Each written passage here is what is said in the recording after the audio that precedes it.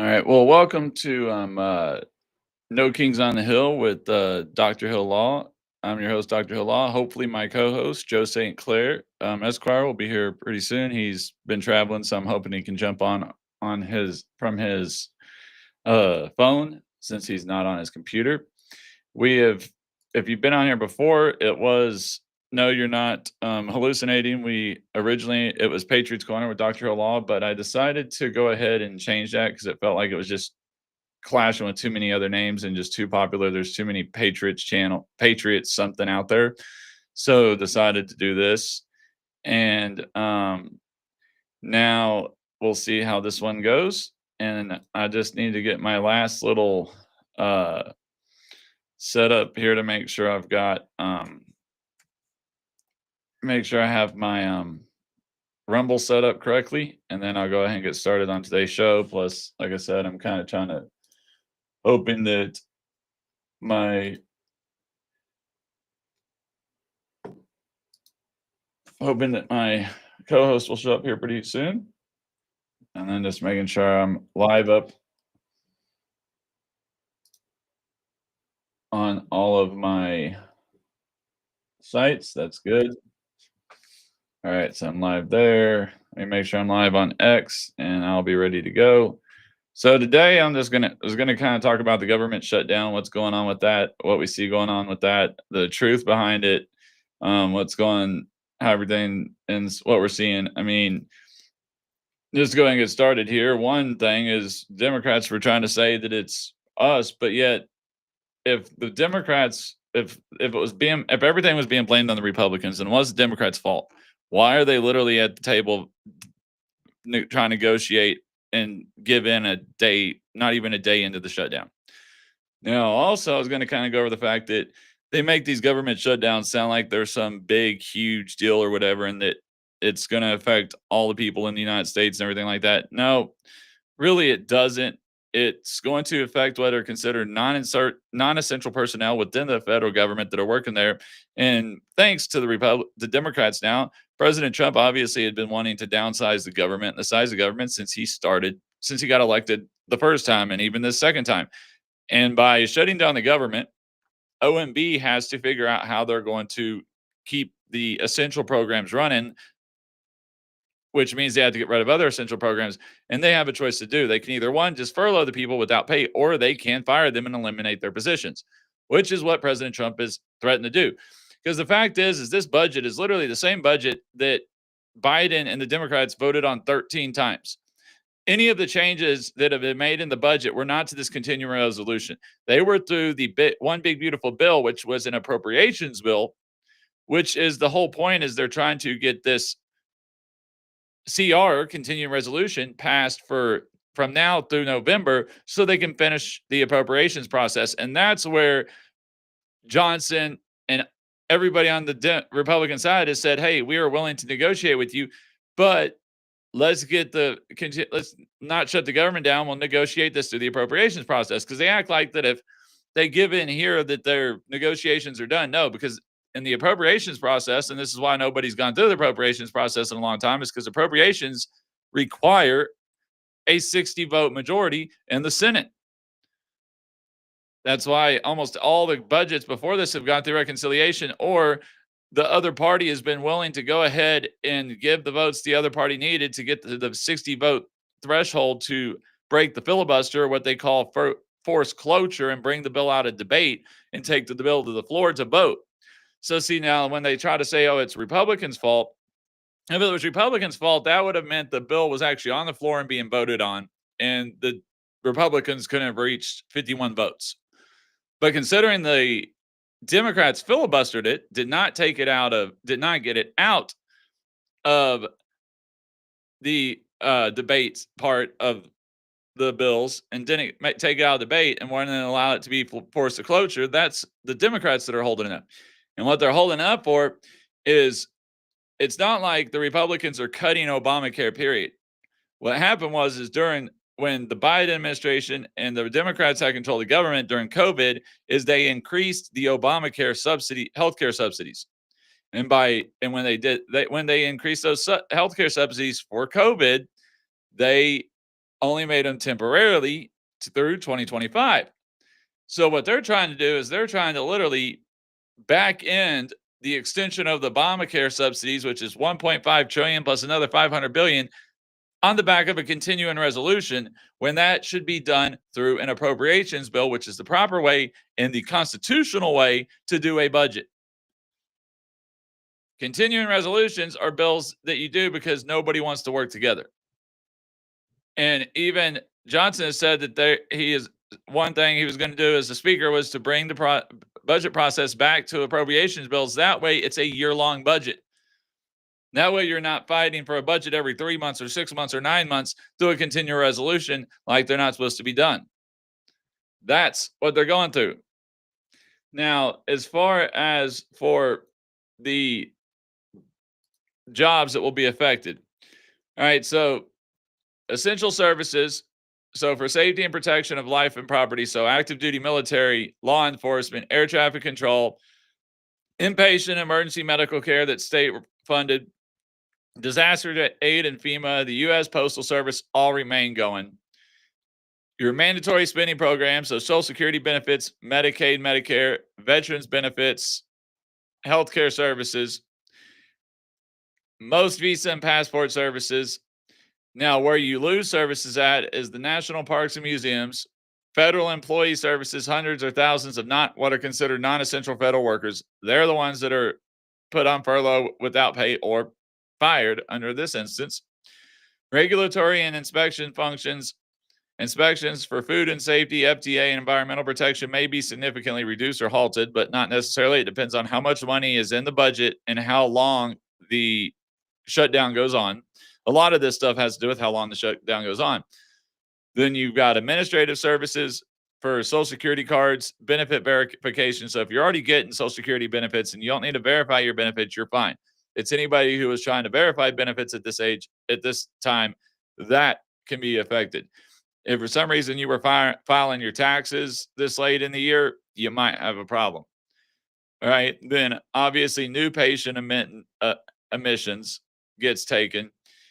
And then you've got WIC and food stamps. Now, those programs, as long as they have funding in them, will still get used.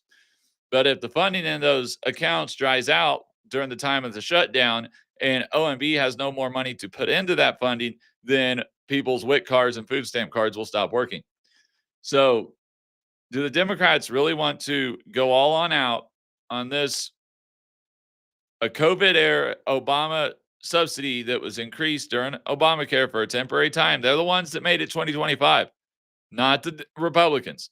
It was the Democrats who put the sunset clause in for 2025.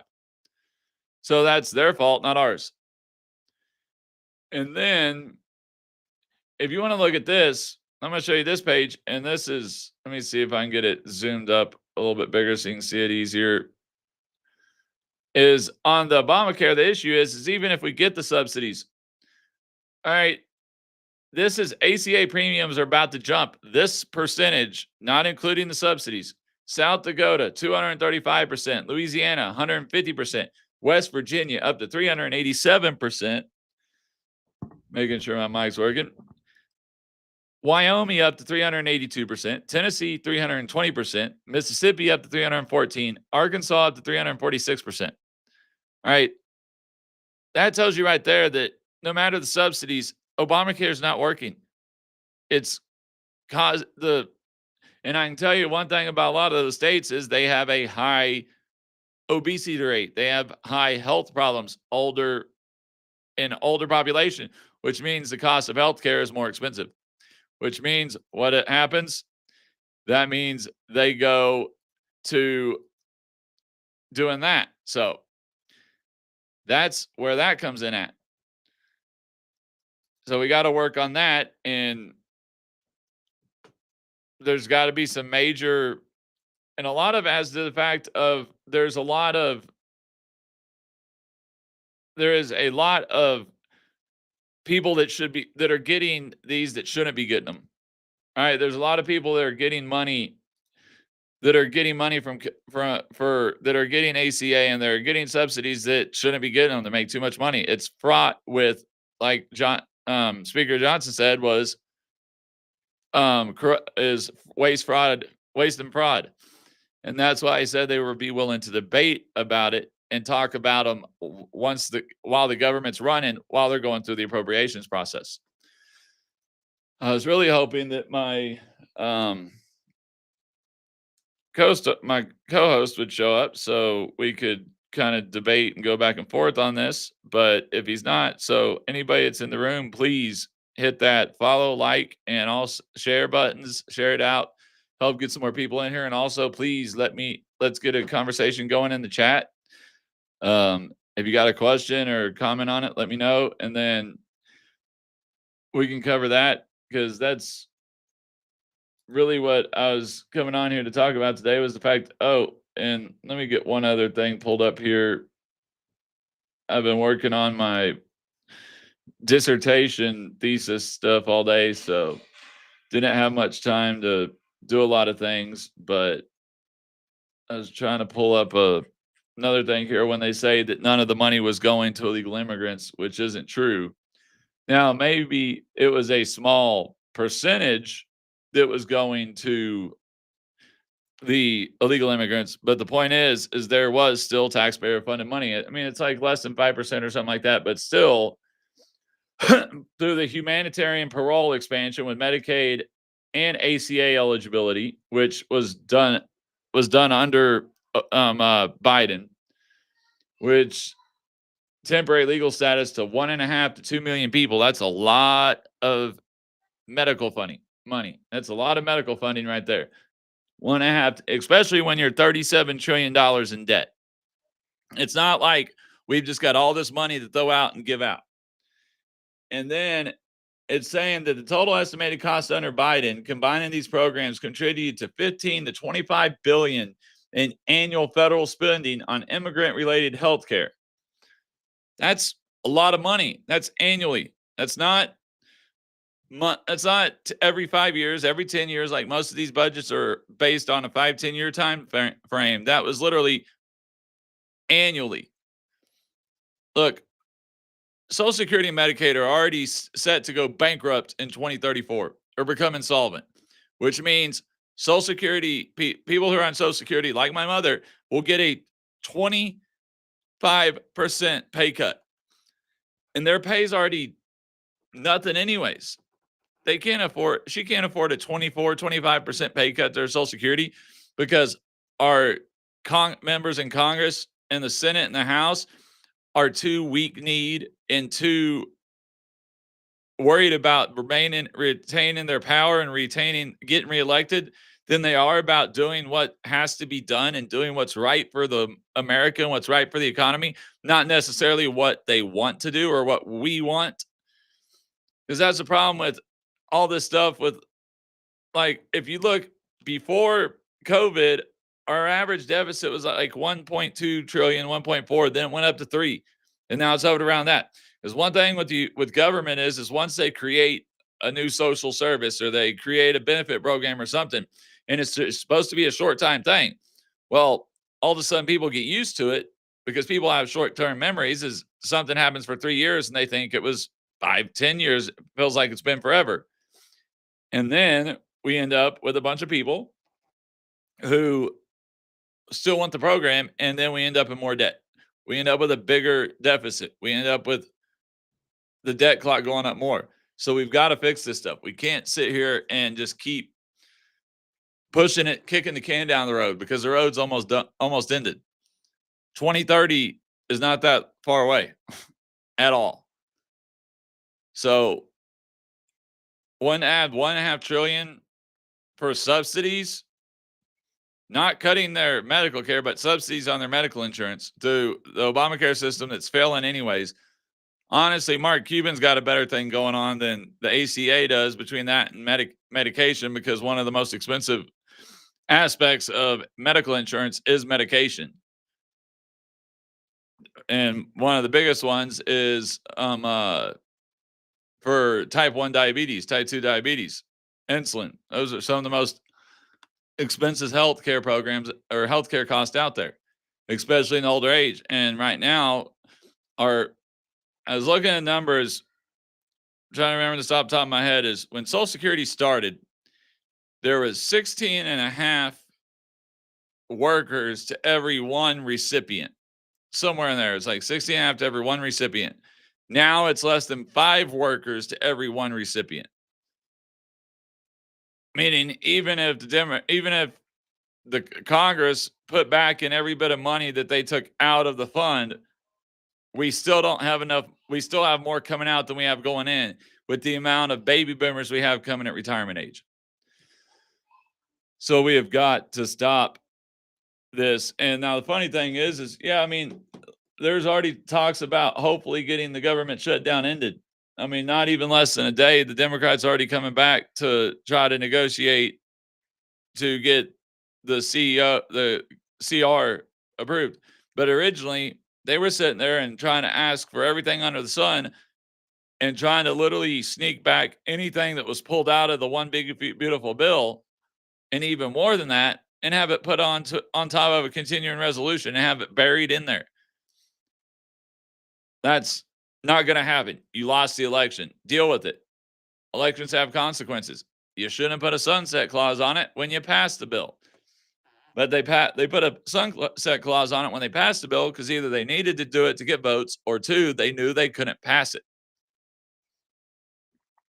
They knew it wasn't worth it, but they still did it anyways. So that's funny to me, is they act like it's some new thing that they're doing when they're not. They're just going and going and going, and it has nothing to do with that. So, and that's only 16 minutes today. I hate doing these by myself. It's a whole lot nicer to do it with somebody else. But so yeah, they're pretty much just giving Trump the ability to literally reshape the government, downsize government, save money, instead of furlough employees.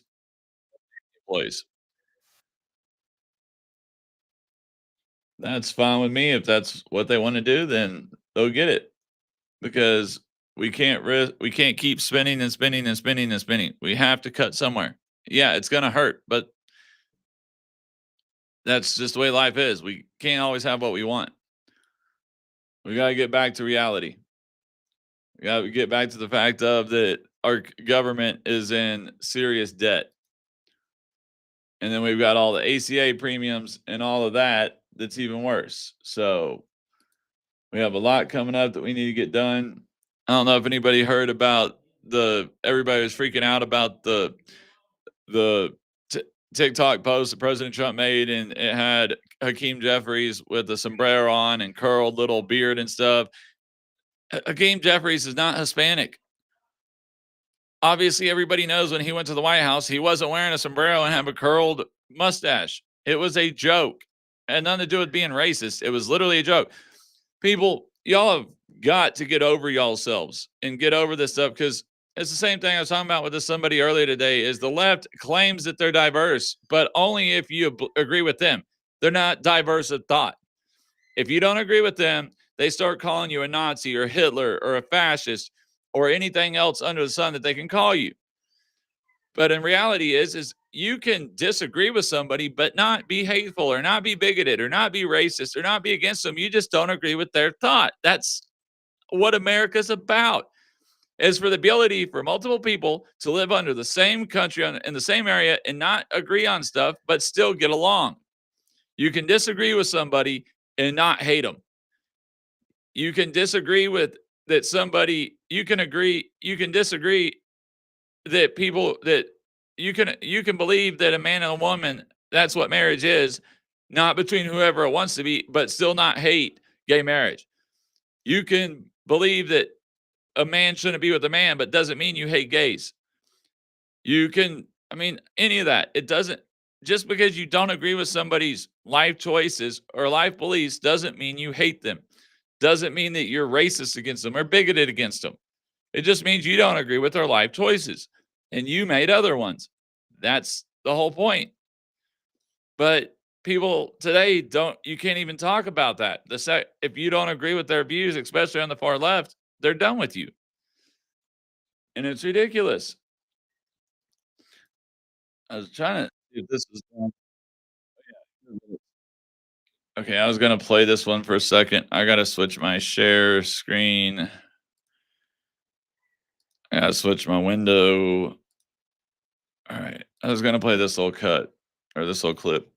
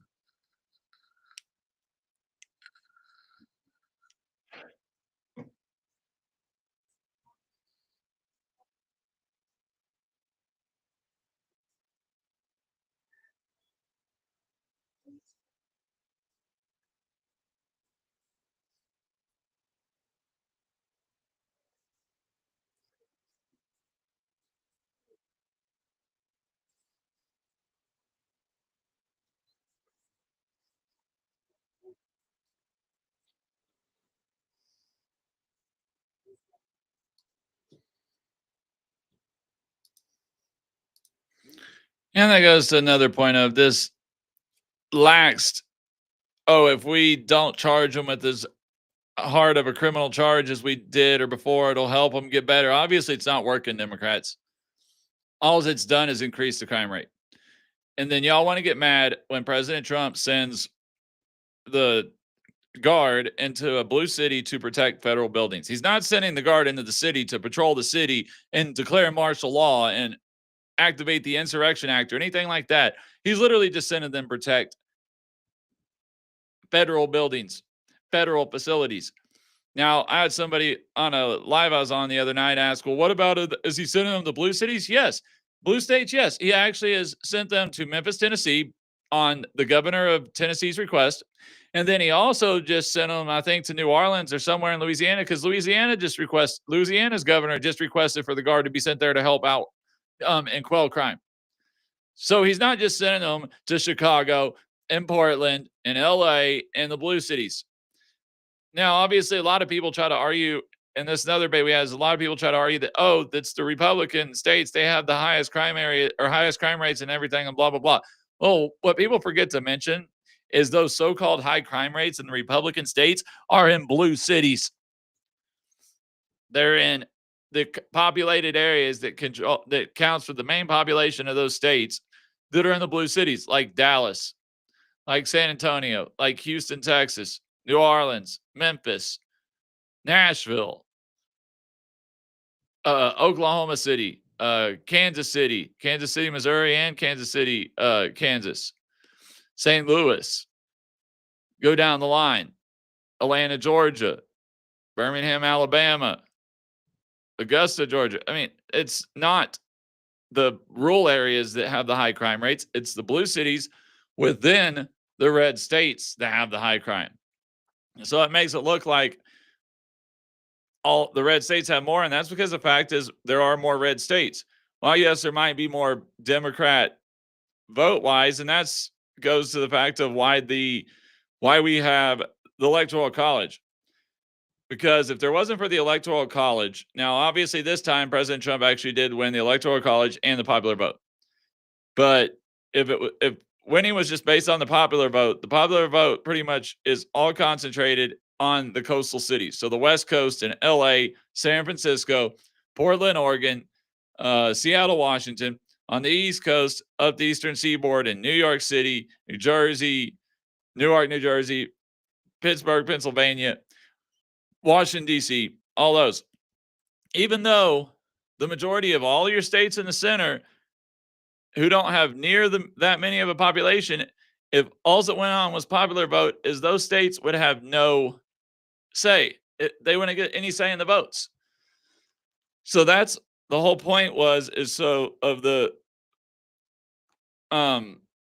Electoral College was so that a small majority of the few states doesn't overpower the majority of the states, or a faction that is, well, it might be the majority of the population, but it's the minority as far as state-wise, the amount of states go, control what, and that faction control everything for the rest of the states and everybody else in the other states.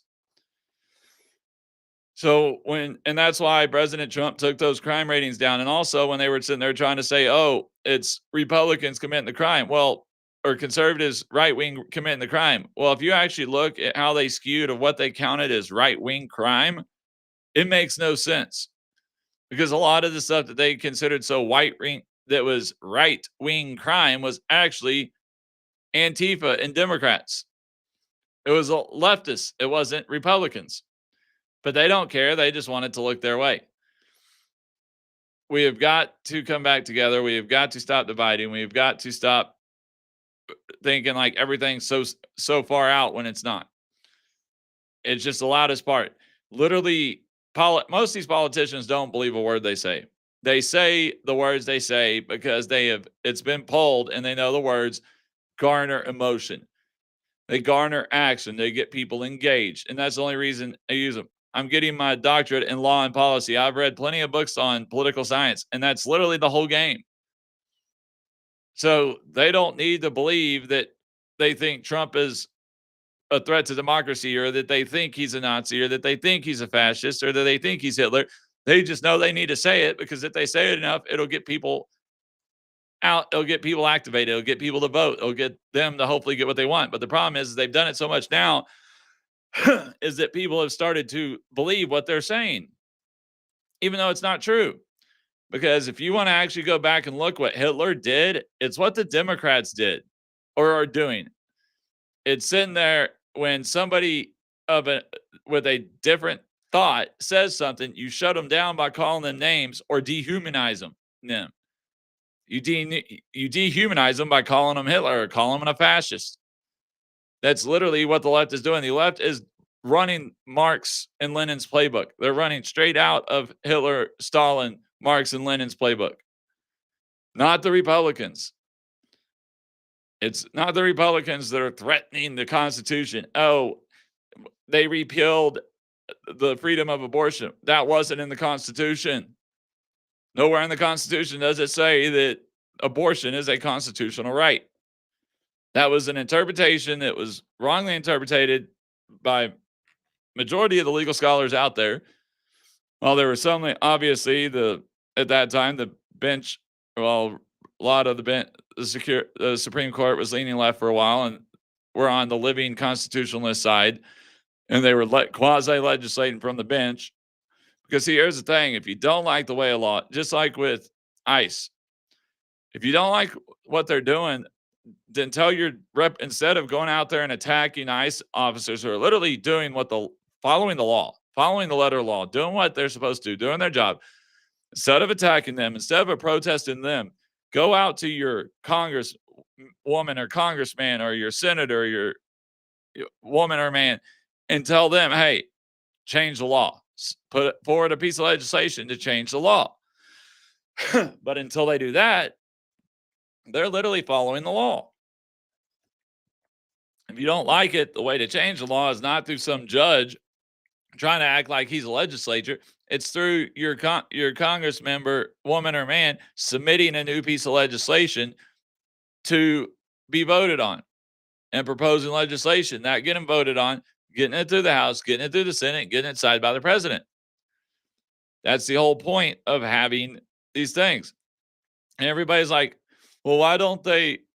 I had somebody earlier ask me today about why don't the Republicans just remove the filibuster from, you can't remove the filibuster from everything. There's a couple things that they could remove the filibuster from, and they did. But the filibuster is also, y'all talk about separation of powers. If the filibuster is removed off of everything that you vote on in the Senate, then there is no separation of powers. There's no checks and balances. That's the point, what the filibuster was there for. So to take it out, it's already been taken out for presidential appointments and budget through reconciliation, which reconciliation is not a continuing resolution, separate, total separate type of budget process. But that's what they removed the filibuster rules from. But they're not going to remove the filibusters from everything. And also on certain things, to remove the filibuster would take a filibuster majority to remove the filibuster. You can't remove it with a simple majority. I don't know. I think I'm going to run a little short tonight. I usually go an hour, but I still haven't gotten my co-host in here. So and it doesn't look like I'm getting very many views tonight. So we'll see. I don't know if it's because I didn't schedule it soon enough, if it's the caption that I picked, the name of it, whatever. But I've got a lot of work to do anyway, school wise. And I have not seen my co-host jump on here, so he must still be traveling and can't make it. And that's really all I have to speak on about that. So hopefully we won't see this government shutdown go for too long. Hopefully the Democrats will quit trying to, like Marsha Blackburn said, trying to literally force in 1.5 trillion for 7 weeks, just so they can literally add everything back in that Congress voted to remove and that the Senate voted to remove. If they want to put that stuff back in, they can put it back in the next time that they get in office and have control of the Senate, House, and the White House. Because even if they were to gain back control of the, let's say, Congress in the midterms, or even the Congress and the Senate midterms, they still have to get bills that will make it past, that are veto proof, and they'll never get a supermajority again to make a bill veto proof, because they would need 247 votes in the House and roughly 67 votes in the Senate. They would need 3/4 vote to get it for it to be veto, to overturn the veto, or 2/3. I don't want to say 3/4, 2/3 to overturn the veto. So that's they would have to lose. They would have to gain a lot of seats for that to happen. And I don't see that happening. Honestly, with this government shutdown, it's already looking like the Democrats are going to be the ones blamed for it because they're the ones that caused it. I mean, look, anytime that the Democrats are in power, the Republicans were threatening to shut down the government, it was always going to be blamed on the Republicans, not the person in power. It's always been blamed on the party who causes the shutdown. So I don't foresee that changing anytime soon. Please check out the website that's going across on the little banner down there. Also, usually do these shows Wednesday and Friday. This week I did it on Wednesday. I don't know if we'll do one Friday or not. See how the news week's going. See if my co-host is in town and we can work on and actually get him in here and us both get on it so we can get it going and get a nice talk going back and forth between the both of us. So it's a lot better of a show because usually when I do these free forums or when I do a podcast that's by myself, I have a whole lot more notes, a whole lot more prepared, but I really didn't have time today. I was hoping to have him here to feed off of, but don't have that. So thank you to the 3 people that are still watching or that have been watching. And I will see. Please make sure you subscribe or follow. Hit that like button, share it out with your friends. Check out my social media on TikTok.